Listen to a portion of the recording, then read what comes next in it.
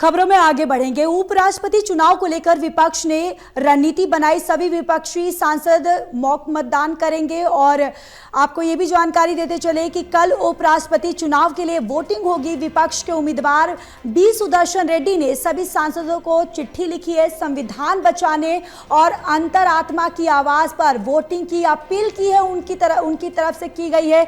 चिट्ठी लिखा है उन्होंने और चिट्ठी के माध्यम से उन्होंने ये अपील किया है।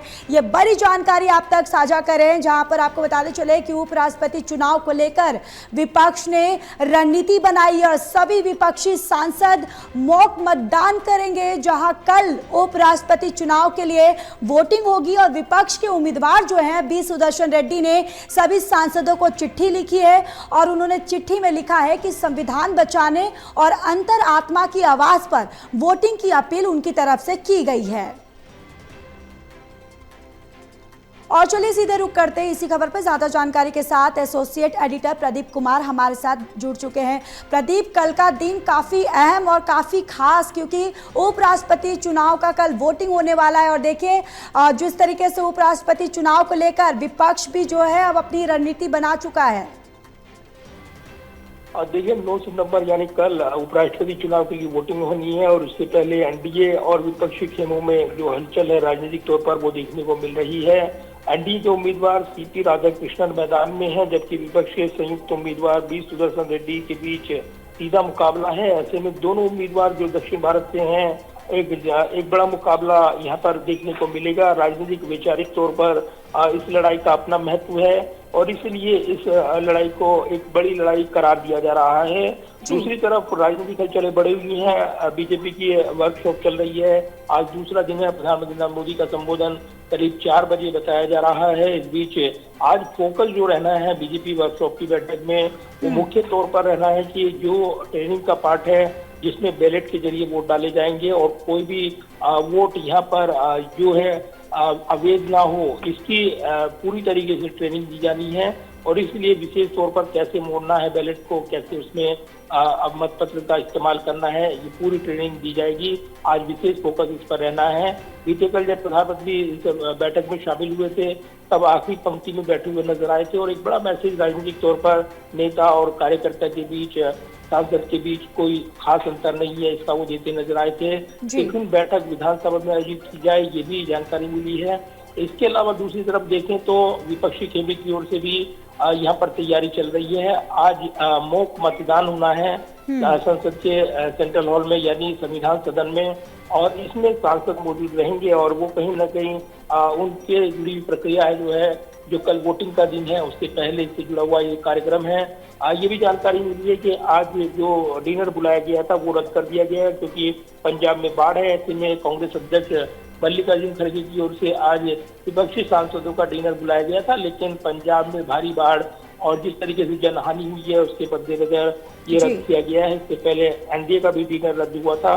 तो ये जरूर है कि अब एक बड़ी लड़ाई जो उपराष्ट्रपति चुनाव की है वो देखने को मिलेगी। और कल जब यहाँ पर मतदान के लिए जानकारी मिली है कि जो संसद भवन के कमरा संख्या F101 में होना है और सुबह 10 बजे से मतदान शुरू हो जाएगा, शाम 5 बजे तक चलेगा।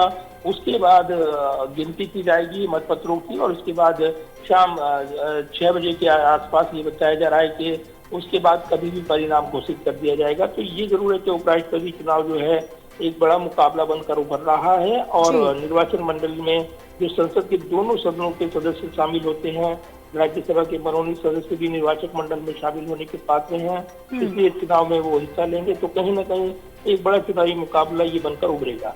बिल्कुल प्रदीप, देखिए आज सभी विपक्षी सांसद जो है मॉक मतदान करेंगे। प्रदीप, आपसे जानना चाहेंगे कि इसमें जो इंडिया गठबंधन में जो शामिल हैं जो सभी पार्टियां, कौन कौन सी पार्टियों के जो सांसद जो हैं आज मौजूद रहेंगे? देखिए 2:30 बजे का टाइम है जब बताया गया कि विपक्षी सांसद लामबंद होंगे और जो अपना मॉक मतदान है वो करेंगे। इसमें सभी पार्टियां एकजुट है, करीब 21 पार्टियां बताई गई हैं कि जो छोटी बड़ी सभी दल इसमें शामिल हैं।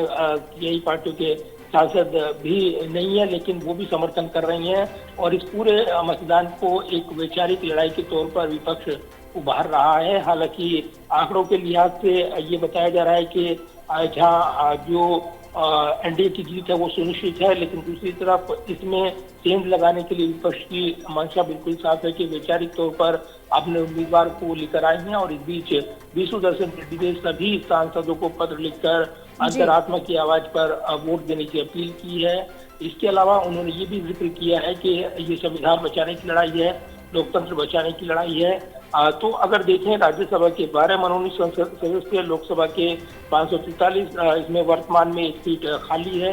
इसके अलावा निर्वाचक मंडल में कुल 788 सदस्य, ये वर्तमान में संख्या 781 है जो मतदान के पात्र हैं। और ऐसे में देखना होगा कि कितने सांसद अपने मताधिकार का इस्तेमाल कर पाएंगे, क्योंकि कई सांसद अलग अलग वजह से संभव है कि वो वोट न डाल पाए, चाहे वो उनकी बीमारी की वजह से, कई सांसद जिनके बारे में जानकारी मिली है तबीयत की वजह से या फिर अलग वजह से।